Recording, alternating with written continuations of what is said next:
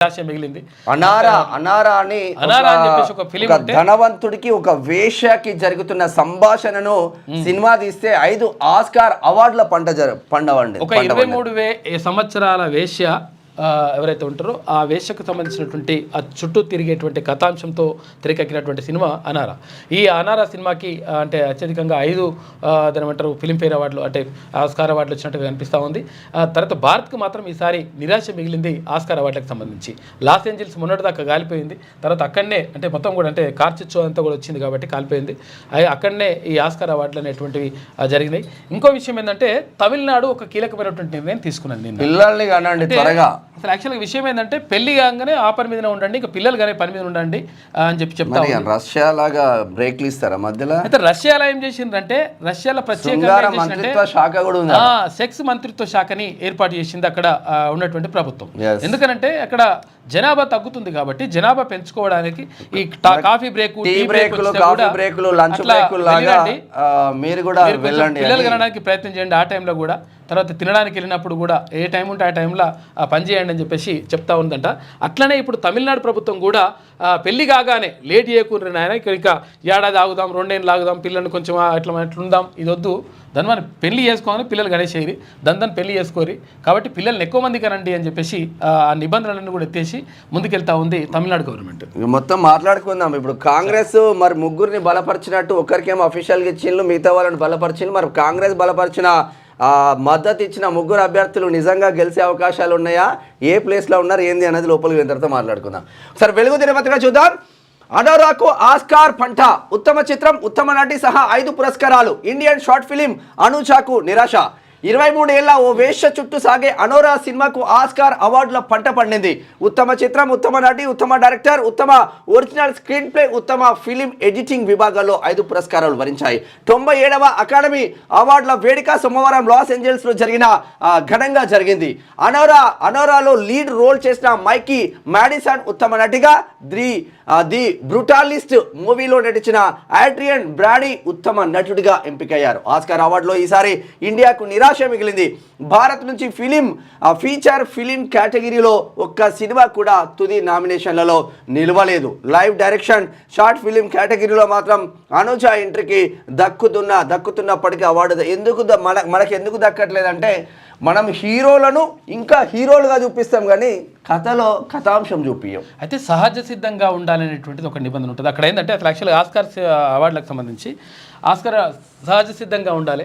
తర్వాత అసలు యాక్చువల్గా పాటలు అనేటువంటివి కృత్రిమంగా ఉంటుంది కాబట్టి పాటలు మా హీరోకు 100 కోట్లు ఖర్చు పెట్టినాం, నెక్స్ట్ 200, నెక్స్ట్ 300, నెక్స్ట్ 500 కోట్లు తప్ప అసలు మనం ఎటు పోతున్నామో అవసరం లేదు మనకు. కాకపోతే ఏంటంటే అక్కడ ఆస్కార్ ఒక కమిటీ ఉంటుంది, కథా కార్ఖానా ఉంటుంది, తన రాజకీయాలు బీజేపీలు ఇవన్నీ కూడా ఉంటాయి.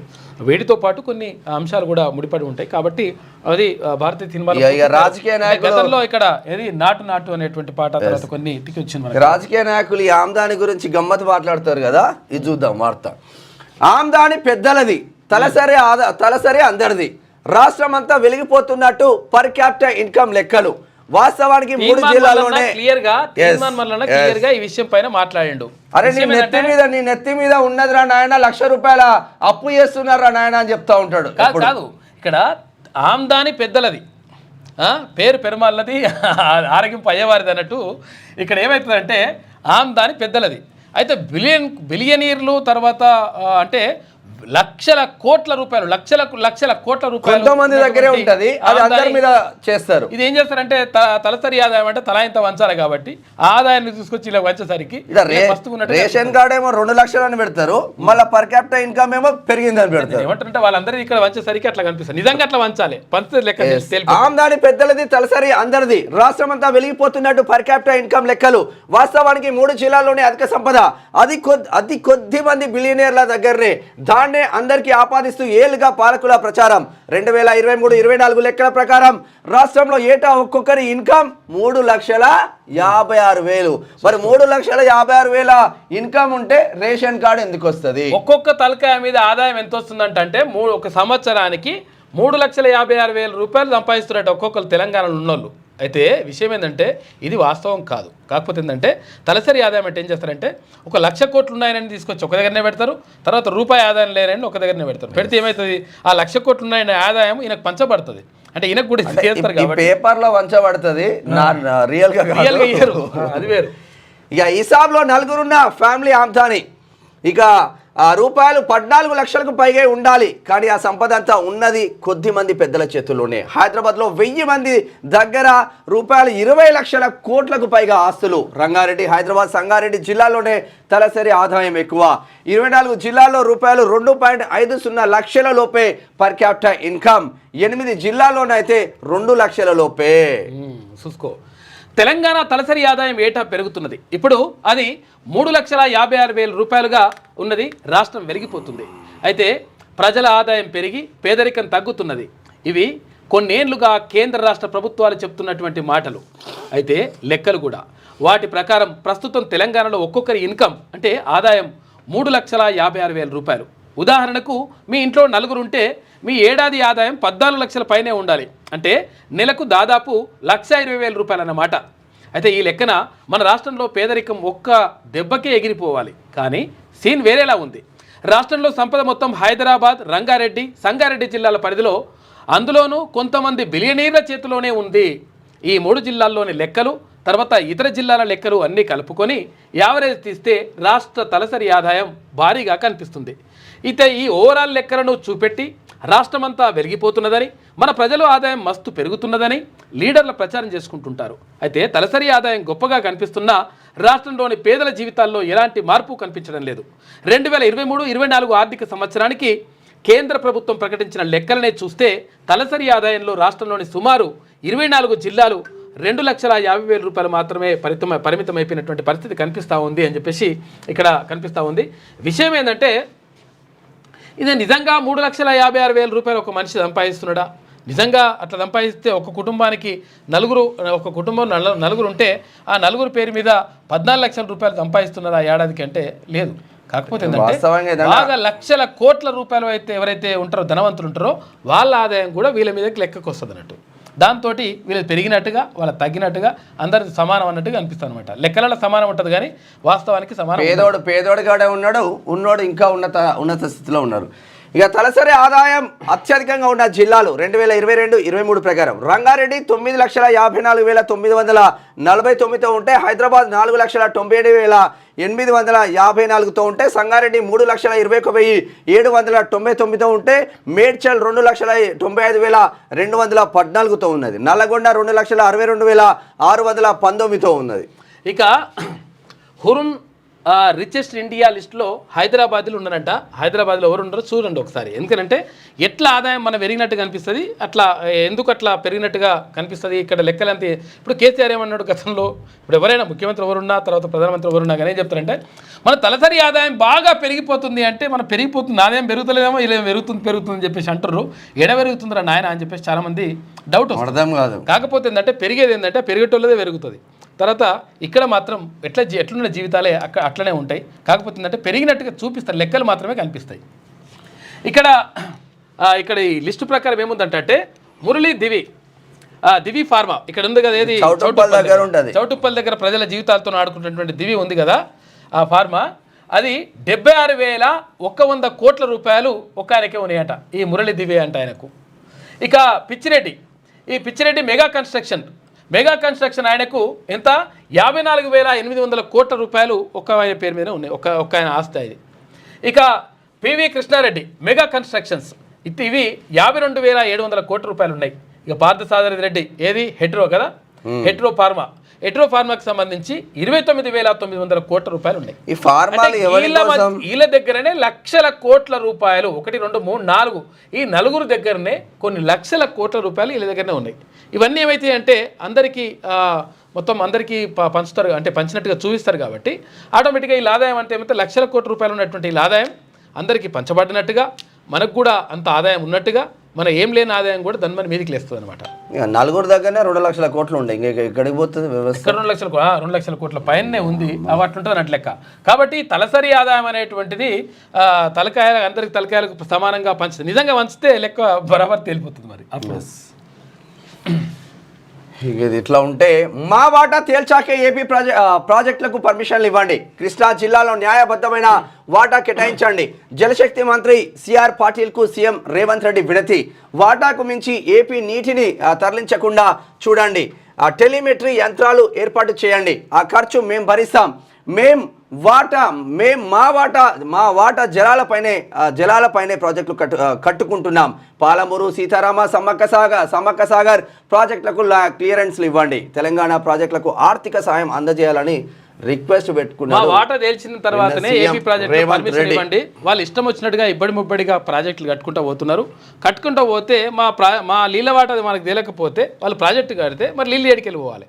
కాబట్టి ఇప్పటికే ఎక్కువ నీళ్ళు ఎత్తుకపోయినారు వాళ్ళు. ఆ ఎత్తుకపోయినటువంటి నీళ్ళకు సంబంధించి గతంలో కేసీఆర్ వీళ్ళు ఉండి సంతకం పెట్టేసినారు. మేము రాంపోం అంటే వాళ్ళు కట్టుకుంటూ పోయినరు. తర్వాత ఇక్కడ రాయలసీమ లిఫ్ట్ ఇరిగేషన్ ప్రాజెక్టు కానీ, తర్వాత ఇక్కడ పోతిరెడ్డిపాడు కానీ, దీంతో మొత్తం కూడా ఇక్కడ కృష్ణా జలాలన్నింటినీ కూడా తరలించకపోతూ ఉన్నారు.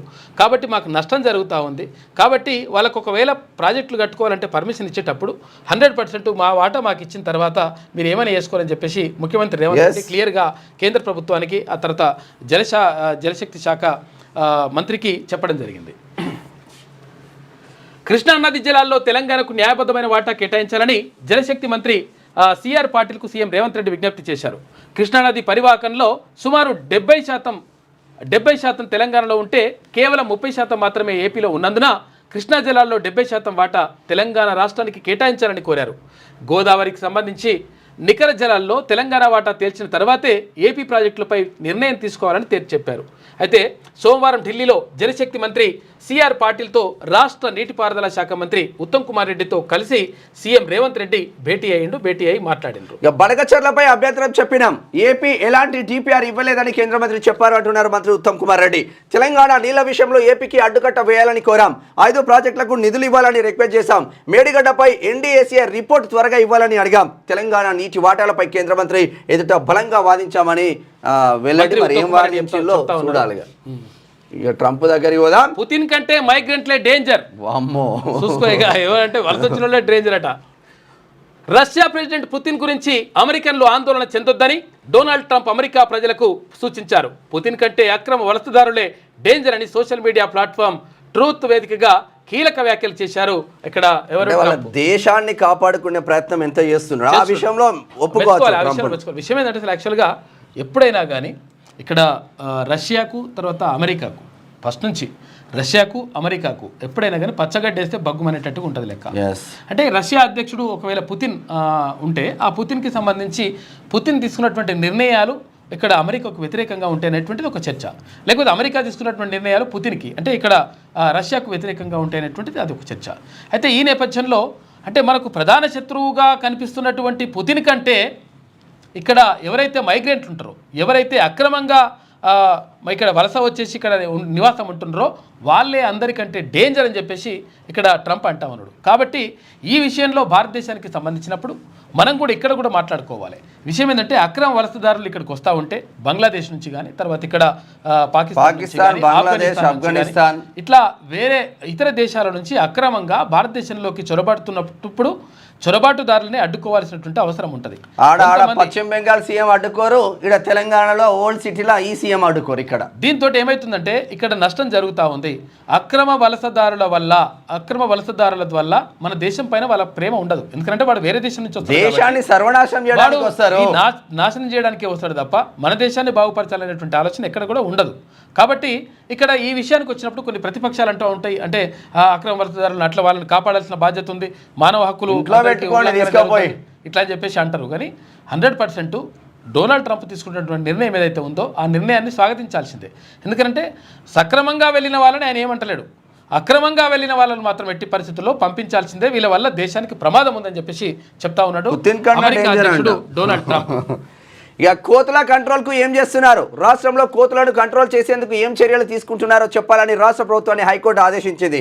కోతుల సమస్యలపై రైతు సమస్యల సాధన సమితి రాష్ట్ర లేఖను పిల్గా స్వీకరించి కోర్టు విచారణ జరిపింది. మరి అప్పుడు మా కేసీఆర్ కోతులు వాపస్ పోవాలి అంటే మనం చెట్లు పెట్టాలన్నాడు, వానలు రావాలి, కోతులు వాపస్ పోవాలి అన్నాడు. దానికి తిండి చెట్లు దొరుకుతలేవు, మనం చెట్లు పెట్టాలంటే ఈ హ్యాపీరావు పోయి జంగల్ని మొత్తం ఆధీనంలో తీసుకొని ఆడో చెట్టు పెట్టే. ఆయన అడవిలో విత్తనాలు చల్లాడు, అడవిలో విత్తనాలు చల్లుతాడు, అడవిలో చెట్లు పెడతాడు. ఇట్లుంటారు కోతులు నిజంగా ప్రతి ఊరు మీద దండయాత్ర చేస్తుంది అబ్బా. నిజంగా వాళ్ళ ఇంట్లో ఏదైనా కూరగాయలు వండించుకుందామని కూడా పరిస్థితి లేదు. ఎస్, ఎందుకంటే పంటలు అంటే ఇక్కడ టమాటా కావచ్చు, పండ్లు కానీ పండ్లు కాయలు లేకపోతే ఇక్కడ కూరగాయలు ఇవన్నీ పండించుకోవాలనుకుంటే అరే పంట పండించుకొని కష్టపడడానికి రైతులు రెడీగా ఉన్నారు, కానీ ఈ కోతల బెడదతోటి ఏం చేయాలని అర్థం కాని పరిస్థితిలో ఉన్నారు. కాబట్టి కోతల గురించి ఎలాంటి చర్యలు తీసుకుంటారు అని చెప్పేసి హైకోర్టు అడిగింది. అంటే ఇక్కడ ఒక పిల్ వేసిండ్రు వాళ్ళు, పబ్లిక్ ఇంట్రెస్ట్ లిటిగేషన్ వేసిండ్రు, ప్రజా ప్రయోజన వ్యాజ్యాన్ని వేస్తే అడిగింది అరే ఎట్లా ఏం తీసుకుంటారు, రాష్ట్ర ప్రభుత్వం ఏం చేస్తూ ఉంది దీనిపైన అని చెప్పేసి అడుగుతూ ఉంది.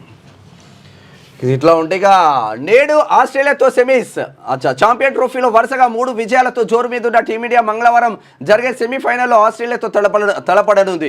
గత వన్డే వరల్డ్ కప్ ఫైనల్లో ఆసీస్ చేతిలో ఎదురైన ఓటములకు ప్రతీకారం తీర్చుకొని ఈ మెగా టోర్నీలో తుది పోరుకు చేరుకోవాలని లక్ష్యంగా పెట్టుకుంది ఇక్కడ ఇండియా. వెంటనే పిల్లలను కనండి, డీలిమిటేషన్ ఎఫెక్ట్తో తమిళనాడు ప్రజలకు సీఎం స్టాలిన్ విజ్ఞప్తి చేసిండు. పెళ్లి చేసుకున్న వెంటనే యువత పిల్లల్ని కనాలని తమిళనాడు సీఎం ఎంకే స్టాలిన్ కోరారు. రాష్ట్రానికి అధికంగా ఎంపీ స్థానాలు కావాలంటే ఎక్కువ జనాభా అనేది ప్రామాణికంగా కనిపిస్తున్నదని తెలిపారు.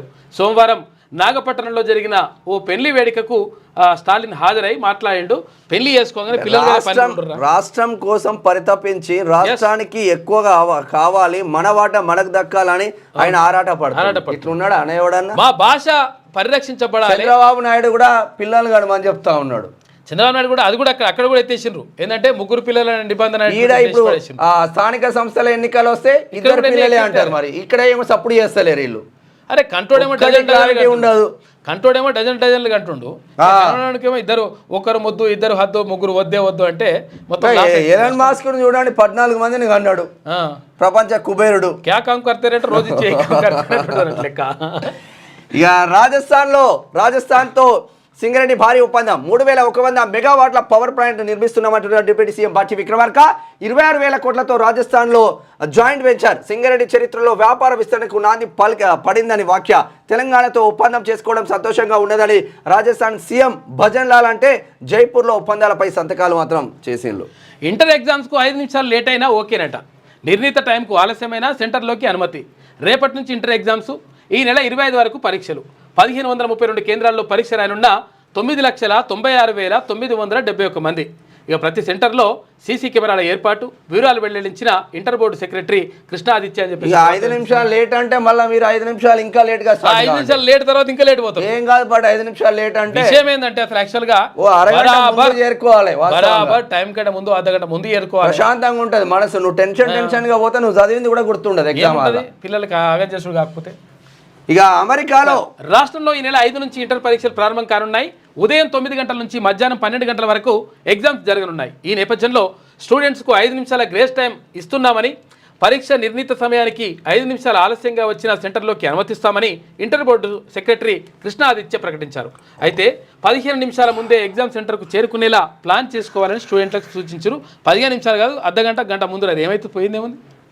ఈ అమెరికాలో మళ్ళీ కార్చిచ్చు. నార్త్ సౌత్ కరోలినాలో 1000 ఎకరాల బూడిద ఎమర్జెన్సీ ప్రకటించిన అధికారులు. మంటలు ఆర్పేందుకు తీవ్రంగా శ్రమిస్తున్న ఫైర్ ఫైటర్లు. పలు చోట్ల సురక్షిత ప్రాంతాలకు ప్రజల తరలింపు. ఇక డ్రగ్స్కు బానిసై తల్లిని చంపిన కొడుకు చూసుకొని మనం అందుకనే ప్రత్యేకంగా చెప్తా ఉన్నాము, మరీ చెప్తా ఉన్నాము, కంట్రోల్ చేయాల్సిన పిల్లలని ఓ కంట కనిపెట్టండి. ఊర్లలోకి కూడా గంజాయి వచ్చేసింది, ఊర్లలోకి కూడా డ్రగ్స్ ఇవన్నీ హిరాయిన్ అవన్నీ కూడా వచ్చేసినాయి, కొకైన్ లాంటివి. కాబట్టి ఇది చాలా ప్రమాదకరంగా ఉంది. ఇంజనీరింగ్ చదివేటువంటి కళాశాలలకు సంబంధించి కూడా అక్కడ కూడా ఇంజనీరింగ్ కాలేజీలకు కూడా ఈ డ్రగ్స్ సరఫరా అనేటువంటి జరుగుతూ ఉంది. హైదరాబాద్ సరౌండింగ్లో ఉన్నటువంటి ఇంజనీరింగ్ కాలేజీలతో పాటు ఊర్లలో ఉన్నటువంటి కాలేజీల్లో కూడా ఇదంతా కూడా జరుగుతూ ఉంది. 10వ తరగతి పిల్లలు అంటే స్కూల్ పిల్లలకు కూడా ఇదంతా కూడా అలవాటు చేస్తున్నట్టు ఈ దొంగ నా కొడుకులు. కాబట్టి వాళ్ళని కట్టడియాల్సిన అవసరం ఉన్నది. తర్వాత దీనికి సంబంధించి మరి ప్రభుత్వమే ఒక్కటే చేస్తుందిలే అని చెప్పేసి ఊరుకోవడానికి వీల్లేదు. ప్రభుత్వంతో పాటు ప్రభుత్వం దీనిపైన ప్రత్యేక దృష్టి పెట్టాలి, ఒక అంశం. తర్వాత పోలీసులు ప్రత్యేకమైనటువంటి దృష్టి పెట్టాలి, రెండో అంశం. తర్వాత దీనికి ఈ రెండింటికంటే ముఖ్యంగా ప్రధానంగా తల్లిదండ్రులు తమ పిల్లలపైన ప్రత్యేకమైనటువంటి దృష్టి పెట్టాల్సిన అవసరం ఉంటుంది. వాడు పిల్లగాడు ఏం చేస్తున్నాడు, వాడు తింటున్నాడా, ఉంటున్నాడా, మందు తాగుతున్నాడా, సొంత తల్లిని అంటే ఇప్పుడు వానికి ఆలోచన ఉండదు, మనకి తెలియదు. విషయం ఏంటంటే వాడు ఏం వాడు చేస్తున్నాడు ఆస్తి వంచిస్తావా పంచేవా అని కసా ఒడిసి ఏమంటారంటే వాడు ఆలోచనతో ఉండడు కాబట్టి నష్టం జరిగేది మళ్ళీ మీకే జరుగుతుంది ఏమైతుందిలే మా పిల్లగాన్ని ఏమనమండి డ్రగ్స్ కు బానిసై తల్లిని చంపిన కొడుకు ఆస్తి పంచాలని కొన్ని రోజులుగా పేరెంట్స్ తో గొడవ. తల్లి బెడ్రూమ్ లోకి వెళ్లి కత్తితో విచక్షణ రహితంగా దాడి, 9 చోట్ల పొడవడంతో తీవ్ర రక్తస్రావం. చికిత్స పొందుతూ సంగారెడ్డి జిల్లాలో ఘటన. ఆర్సీపురం దగ్గర మద్యం డ్రగ్స్ కు బానిసై యువకుడు ఆస్తి పంచి ఇవ్వాలంటూ గొడవ పడి వాడు ఎంత కథ అని లెక్క పంచి ఇవ్వాలంటూ గొడవ పడి తన తల్లిని కత్తితో పొడిచి చంపేసిండు. ఈ ఘటన సంగారెడ్డి జిల్లా తెల్లాపూర్లో జరిగిందని పోలీసులు తెలిపారు. అయితే తెల్లాపూర్కు చెందినటువంటి నవారి మల్లారెడ్డి రాధికా దంపతులకు 2 కొడుకులు. పెద్ద కొడుకు సుధీర్ రెడ్డికి నిరుడు నవంబర్లో పెళ్లి జరిగింది. చిన్న కొడుకు కార్తిక్ రెడ్డి ఏం పని చేయకుండా డ్రగ్స్ మద్యానికి బానిసై కుటుంబ సభ్యులను వేధిస్తుండేవాడు. వీళ్ళంతా దివినో విల్లాస్లో నివాసం ఉండేవాళ్ళు. ఎంత పాపం తెల్లాపూర్ అంటే వాళ్ళు కష్టపడి ఏదో మంచిగా సెట్ అయిన తర్వాత మంచిగా ఉన్న తర్వాత ఇటువంటి వాళ్ళ వల్ల ఏంటి ఈ డ్రగ్స్ వల్ల, ఈ గంజాయి వల్ల, హెరాయిన్ వల్ల, వీటి వల్ల వానికి బానిస అయిపోతే పాపం తల్లిని చంపేసిండు వాడు. అటువంటి పరిస్థితి ఉంటుంది కాబట్టి జాగ్రత్తగా ఉండండి. ఎట్టి పరిస్థితుల్లో ఈ డ్రగ్స్కి సంబంధించి అంటే మాకు పిల్లగానికి ఏం కాదులే 10వ తరగతి పిల్లలకు కూడా చిన్న పిల్లలకు కూడా ఇదంతా కూడా డ్రగ్స్ అలవాటు చేస్తున్నట్టు కొడుకులు కొంతమంది. అయితే విషయం ఏంటంటే ఈ చాక్లెట్లో కూడా గంజాయి చాక్లెట్ అమ్ముతున్నారు. వీటన్నిటిని కూడా జాగ్రత్తగా పరిశీలించండి. వస్తారట వాడు ఇడ్లు అమ్మడానికి వచ్చేసి ఇడ్లు అమ్ముతూ చేస్తుంటారు. ఏ శాఖ పని ఆ శాఖ పర్ఫెక్ట్ గా చేస్తే ఈ తతంగం ఉండదన్న. ఈ దరిద్రులు లేదంటే తల్లిదండ్రులు కనిపెట్టాలి. కానీ ఈ శాఖలు ఏం చేస్తుందంటే విచ్చలవిడి అవినీతికి పాల్పడతా ఉన్నా తప్ప ఎవడు ఎడబోతుంది నాకు పైసలు వస్తాయాలు అన్న కాన్సెప్ట్ లోనే ఉన్నారు. ఇక్కడ తీర్మానం చూసుకుంటే అప్పుడు ఏమన్నారంట ఓట్లు ప్లీజ్ అనుకుంటూ వచ్చిరట. ఇక అడుక్కోవడం మానండి అని చెప్పి మధ్యప్రదేశ్ మంత్రి. ఇది ఇట్లా ఉంటే టీచర్ ఎమ్మెల్సీగా మల్కా కుమ్రాండ శ్రీపాల్ రెడ్డి ఫస్ట్ ప్రయారిటీ ఓట్లతోనే మా కుమరయ్య విజయం. రెండో ప్రాధాన్యత ఓట్ల లెక్కింపుతో శ్రీపాల్ రెడ్డి గెలుపు. కరీంనగర్లో స్లోగా గ్రాడ్యుయేట్ ఎమ్మెల్సీ ఓట్ల కౌంటింగ్. సోమవారం అర్ధరాత్రికి కూడా పూర్తవని ఓట్లు కట్టలు కట్టడం. ఇవాళ ఉదయం వరకే కొనసాగే ఛాన్స్. ఆ తర్వాత లెక్కింపు. గ్రాడ్యుయేట్ ఓట్లలో వేలాదిగా ఇన్వాలిడ్ ఓట్లు మాత్రం జరుగుతాయి. తర్వాత టీచర్ ఓట్లలో కానీ వేలాదిగా చెల్లని ఓట్లు దొరుకుతున్నాయట. ఈ చెల్లని ఓట్లు దొరకడానికి కారణం ఏంటి అంటే సరైనటువంటి అవగాహన లేకపోవడం ఒకటి.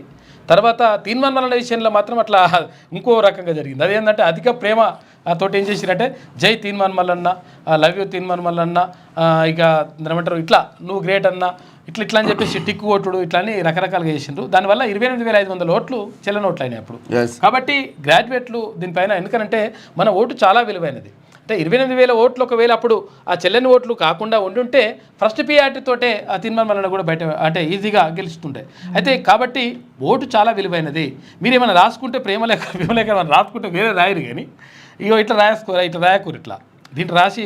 ఇప్పుడు టీచర్ ఎమ్మెల్సీలు 2 గెలిచింది కదా, 2 టీచర్ ఎమ్మెల్సీలలో నిజంగా కాంగ్రెస్ పార్టీ గెలిచిందా? గెలవలేదు. రెండిట్లా 2 కాంగ్రెస్ పార్టీ సంబంధం లేదు, కాంగ్రెస్ పార్టీ లేదు. సరే కాంగ్రెస్ పార్టీ అభ్యర్థులు పెట్టలేదు.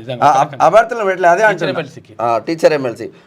లేటెస్ట్ న్యూస్ తెలుగు మరియు ఇంగ్లీష్ అప్డేట్స్ కోసం ఇప్పుడే క్యూన్యూస్ అఫీషియల్ యాప్ ని ప్లే స్టోర్ నుండి డౌన్లోడ్ చేసుకోండి. సరికొత్త సమాచారాల కోసం క్యూన్యూస్ వెబ్సైట్ ని ఫాలో అవ్వండి. ఛానల్లో ప్రాంతీయ, జాతీయ, అంతర్జాతీయ వార్తలు వీక్షించండి. లైక్ చేయండి,